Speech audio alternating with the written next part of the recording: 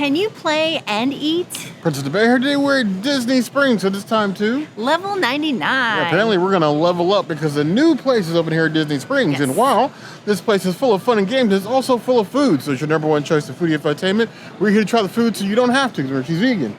I'm not. What level am I again? It's time to foodie and chill.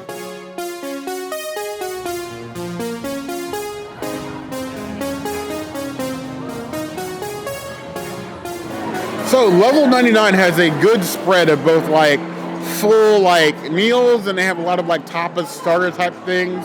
So when you're thinking tapas things to share with your group as you're in between these games, why not a dip? So I got the hot honey whipped feta. So you have a feta with extra virgin olive oil, hot honey, and then pistachio in here. The question is whether the extra virgin olive oil is inside and the hot honey on top, or is it the reverse? Because it wasn't really clear. And then you get sweet potato chips to dip it in. Just gonna, oh, it's a thicket. It looks a little jiggly on top, but boy, is it thick. Thick. Look at that. Vehicle for sauce. As our friend Shelby would say from University of Orlando Vegans, we sign off on that. I would say the topping is equal parts extra virgin olive oil and hot honey. I was thinking one or the other. It's both. The body of this is the whipped feta. It's still very light, so you can stick a chip in without breaking it, but it's definitely the combination of the two. The pistachios get a nice crunch, that like earthy flavor in there. And hot honey, well, has never once in its life been hot, at least not to me. Extra virgin olive oil ain't helping that case. However, it is very tasty, and honestly, I think you'll be fighting your friends to scrape this bowl, especially the cheese heads among you. And I know that you exist, because we cater towards you, just a little bit. I would give this 4 out of 5 claws.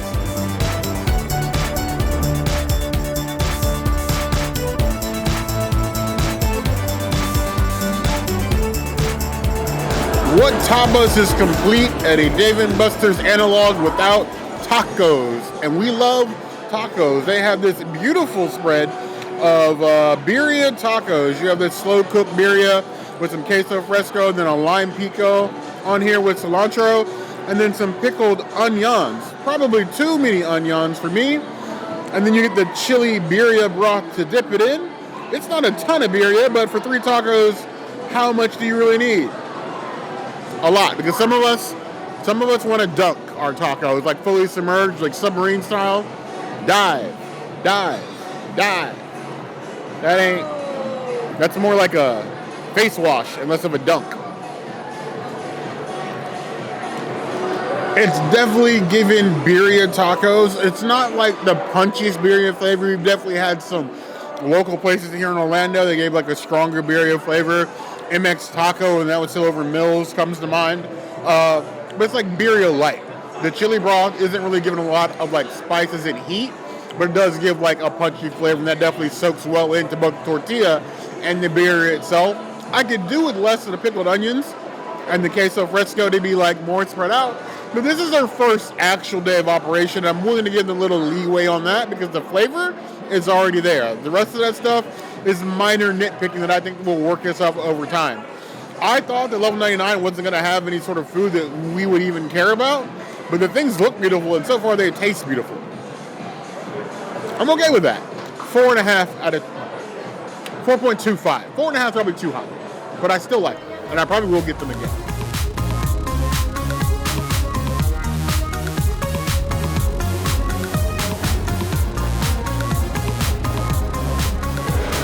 Just further proof that you really need to come here to see what's up.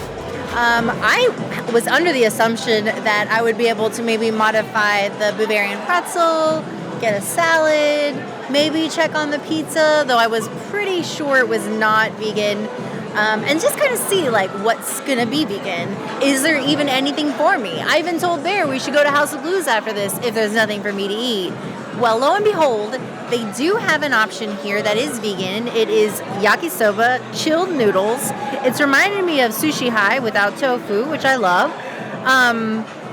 This is actually vegan as is. They mark everything as vegetarian here because they don't have a vegan indication on the menu, but they do have a vegan button. And chef did check, make sure there was no honey or anything in the yuzu vinaigrette, which I really appreciate. So we're good to go as far as an as-is vegan option. And I think it's actually pretty large. I would love to have something like this in like the Japan pavilion at Epcot. These noodles are thick, which is my favorite kind of yakisoba noodle. Well, yakisoba is this type of noodle, and every noodle has a different name. For fear of spilling on myself, I don't know. Can I twirl this? This is a terrible... I'm sorry to every Asian person that has to see this right now. This is blasphemy, and I know it. But also, I ate something the other day, and I spilled all over my hair, and I am now traumatized and scared. This is literally the jankiest way I've ever used chopsticks, but you know what? Whatever works. My favorite thing about this dish is actually the vinaigrette. And I know I mentioned Sushi High, but that's not a theme park place, and we actually haven't done a review of that location on our channel. So to give you a little bit more perspective for a video that we actually do have, it's serving the cold salad that I got at Cowfish years and years ago that we'll never go back to that restaurant. And you can go watch that video and figure out why. This is everything that the Cowfish should have done with their bowl. The only thing that this bowl is missing is tofu. And if they had like just a couple of pieces of tofu on this, it would be a 10, like for real. It's so good. The noodles are a little bit al dente, but nothing that I'm going to be upset about. I'm certainly going to eat this. I actually kind of wish... Oh, now it's coming to me. Fairfax Fair. They have a waffle bowl with yakisoba noodles in there that is vegan. And this is better than that. But oddly enough, I would like this in a waffle bowl. Or some other like gimmicky thing. A bubble waffle. Or like, I don't know. I just want it wrapped in something. I think it'd be so much better that way. Maybe a crepe. Not a crepe. But really good. I'm going to give this a 4.75 out of 5 noodles. And it's really winning for the sauce. It's getting minus points because of the cook on the noodle. But that's easily fixed. And it is the first day. So it's not always going to be like that. And I'm happy. I'm amazed at mainly how good the food looks here. It'd be easy to throw slop in a bowl when people are running around sweaty. But this bowl is pretty as the murals on the wall, which I was afraid for a second it was AI art, but they actually have the artist names for every mural next to that. So I like the dedication. There's a little story next to that. So if you want like a little bit of detail, the artists tell you what they're inspired by when they painted these. I want to know what the chef was inspired by when he made these dishes, because these are hitting way above the weight class of things that I expected to come here and eat. That is a flavorful bite for what basically amounts to like a salad noodle bowl. The veggies are nice and crunchy. That like yuzu vinaigrette with like a little bit of like miso in there. That tastes wonderful. The noodles can be a bit of an ordeal to eat with chopsticks, but if you have, I would say anywhere from intermediate to expert level with chopsticks, you will be fine. If not, they have plenty of forks for you to use if you want to do that. They're not going to force you to use a chopstick. It's not going to be one of those like scenarios. I know some people have some anxiety about being forced to use chopsticks. It's a tasty bowl and filling. Like I think like after that, I would definitely be ready to sprint down these stairs. Be careful because I've already seen 3 people fall. This is the short time we've been here. Be careful. These floors here are not padded. But for this bowl, I'm giving it a solid 4 out of 5 flies.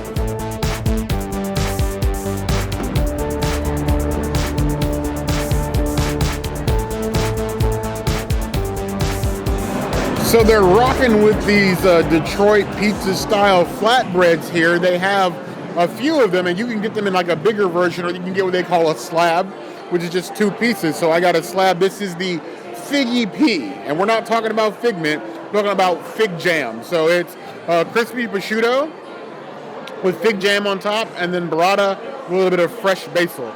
But even for a slab, like this is a nice like small starter bite. But like you can get a bigger one for like a table if you like. Like with Detroit style, it's mostly bread with just toppings on it.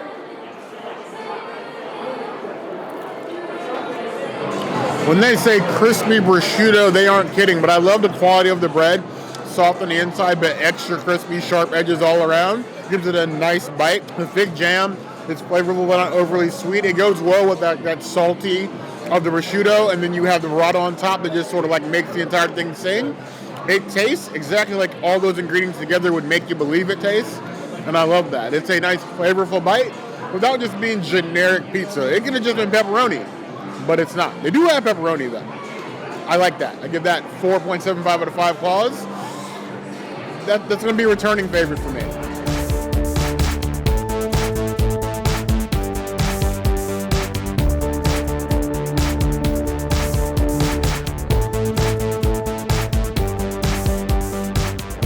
I have to say the drink menu here is very reasonably priced. I am into it, and I had to get a drink. Most of them I wasn't really into, even though a lot of them actually are vegan. This is a sangria.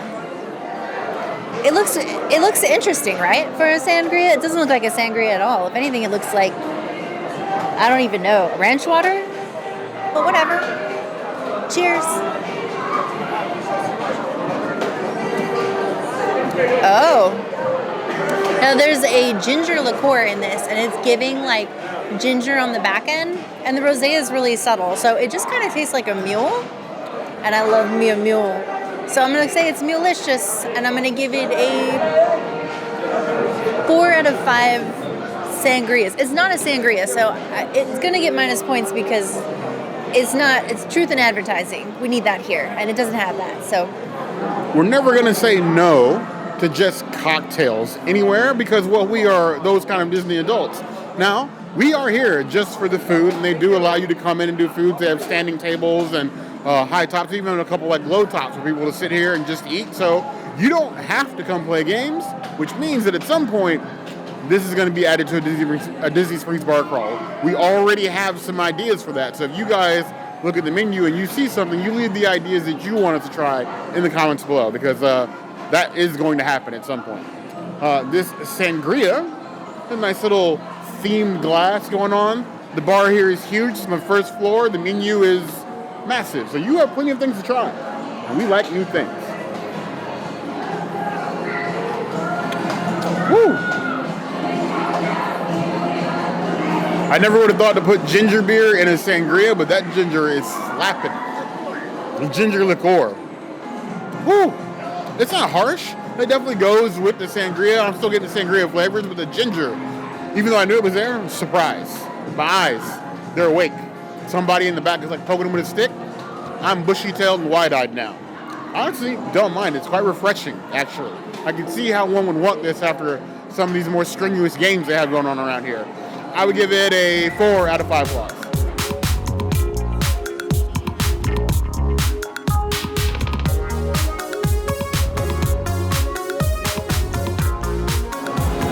Now I know this isn't Inside Out 2, but I had to get me a pouchy. I just couldn't resist. They have 2 pouches. They have this lemon drop and another one. They're like smaller beverages, but it's basically like a shot in like a Capri Sun bag. And I will take alcohol in a gimmick. I'm fine with that. They even put their mixologist's name on the bag, so you know who made it. So if you hate it, you can go yell at them. Don't do that. But if you don't like it, you have a name to blame. Just don't go complain. You drink your drink. We don't waste alcohol here, ever.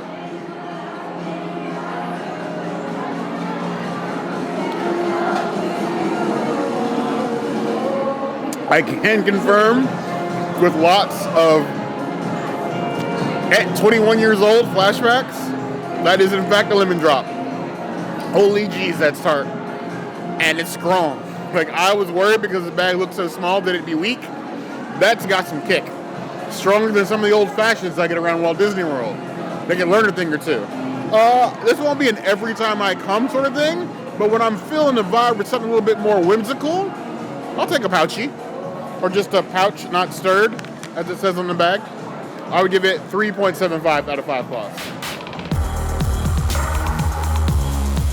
So level 99, we got some thoughts. And now we're on our level of the parking garage because it rained. Yeah, it poured when we were leaving. It's going to be popular. I say popular, I mean like wicked gonna be popular. I think if you are like Bear and I are corporate people, so when we go to places, like if you watched our Lagoon Games video, I think we made the same comment at Lagoon Games, where if you are corporate and you're doing a corporate event here at Disney and you want to do some team building exercises, Level 99 will be this is the place for you. Well, especially since there's so many of the Disney resorts have convention centers that serve those corporate clients. Yeah. For that, families, birthdays, your kids when it's too hot outside, you when it's too hot outside. I think the pricing is hitting a sweet point where this place is going to be popular for a very long time. Oh yes, the drinks. Yeah. The drink prices were really like, what's the word? Value to effectiveness point was hit. Yeah, that's a good adjective. I definitely think that the pricing scale varies depending on time of day, weekend pricing, night pricing, but it's not exorbitant pricing. I think for groups of 20, 30 somethings, or even just like Disney adults on a night, a date night. I don't know if it's a date night thing. Maybe it's a date night thing. It's a date night thing, I think, if you're like, maybe not our age, if you're younger. People were having a lot of fun, but I did see a lot of people fall. If they can keep up the cleanliness and the maintenance of that place, I think they'll be just fine. That was one thing we did notice. We didn't see a lot of wiping down of the things, but there was hand sanding everywhere. Like every few feet. And there was water everywhere, which was cool. Mm-hmm. And the building itself is like an ice box. Yeah, it's freezing in there, so like running around sweating, you'll be fine. Oh yeah. They have the AC turned down like hospital levels. Yes. Great for the summer here. We did speak to Channel Mutual's theme park foodies. They were there. They played some games. Check out their video if you want to see like game playing. But you do have the ability to pause your game time for up to 30 minutes. So if you wanted to pause and go eat, you could do that. So you don't have to worry about having like rush the time limit, because you only have like a time per the level you pay, like an hour and a half, 2 hours, so forth. You have time to eat if you want to eat. Or just eat after you're done with your thing, because we did not make a reservation. We did not book games.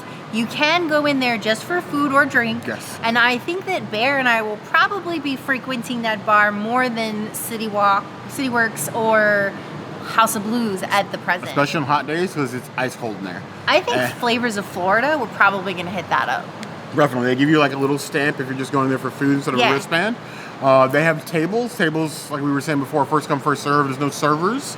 You go order your food at the window, and then you pick it up, and then you bring it back to whatever table is free. They have standing, sitting, high top, all the deals. And they don't have the buzzers. They actually do a text message, which is cool. And I also saw some accessible tables. They had like the little symbol on them. So there's accessible tables. There's accessible games too. It's actually very accessible. There's an elevator and all that. The stairs are the main up and down, but there are, I think, 2 elevators up and down for you to go up. So. Whoa. Somebody needs some help there. Plenty like restrooms. Everything was really clean. There's even like little mini bars upstairs, so you don't have to walk back downstairs to the main bar if you want like another beverage. Everybody's having fun, having a good time. Even their merch looked cool. I was tempted to buy a shirt or two. And I will say for my JMO Ginger girlies out there, they don't have Jameson. You said they have Tullamore Dew.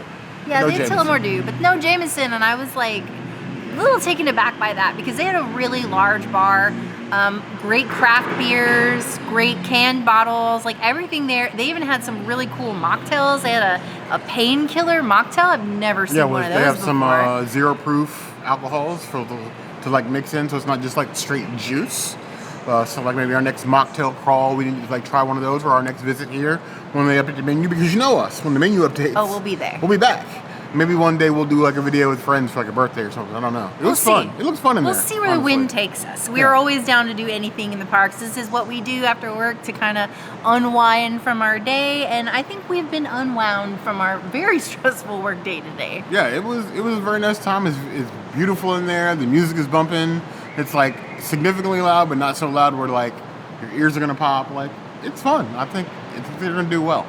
And thank you to everyone that came and said hi to us. That was really awesome. It was very sweet. It's always glad to see you guys in public, meeting you guys, hearing your stories, what you want to see.